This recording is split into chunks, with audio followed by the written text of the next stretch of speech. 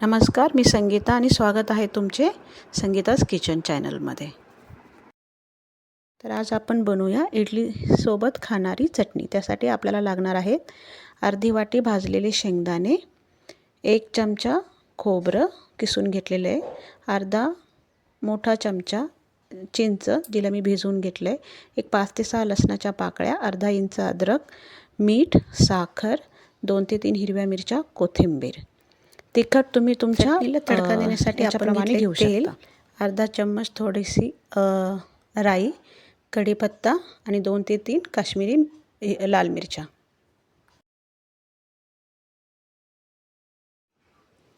तर आता आपण मिक्सरच्या भांड्यामध्ये तडक्याचे साहित्य सोडून बाकी सर्व काही एकत्र करून घेणार आहोत। जसे की शेंगदाणा, खोबरं, चिंच, मीठ, साखर, कढीपत्ता, कोथिंबीर।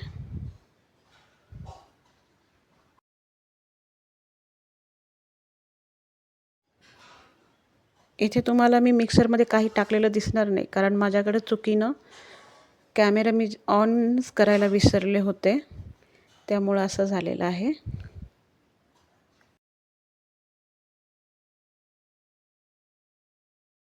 ही चटणी तुम्ही शाळेत जाणाऱ्या मुलांसाठी सुद्धा देऊ शकता। फक्त काय करायचं आहे, त्याच्या आधी हिरवी मिरची आपण नंतर वाटून घेऊयात। आता मीही तसंच केलं होतं। ही चटणी मी माझ्या मुलीला आज शाळेमध्ये दिली होती तिच्याबरोबर। तर मी आधी हिरव्या मिरच्या साईडला काढल्या आणि चटणी वाटून घेतली। त्याच्यानंतर जेव्हा तिच्यासाठी केलेली चटणी साईडला ठेवून दिली आणि मग हिरव्या मिरच्या वाटून पुन्हा ती चटणी आमच्यासाठी करून घेतली। चटणीला आपल्याला खूप बारीक नाही वाटायचं आहे, असं थोडंसं दाणेदारच टेक्स्चर ठेवायचं आहे तिला।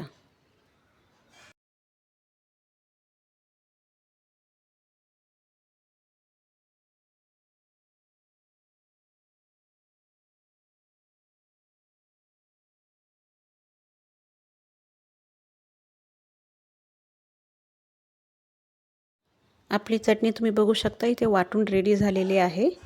आता आपण बनवूया त्यासाठी तडका। तर तडका देणाऱ्या भांड्यात आपण तेल गरम करूया। तेल गरम झालं की त्याच्यामध्ये टाकूया पहिल्यांदा मोहरी, टाकूया कढीपत्ता आणि 2 ते 3 काश्मीरी लाल मिरच्या।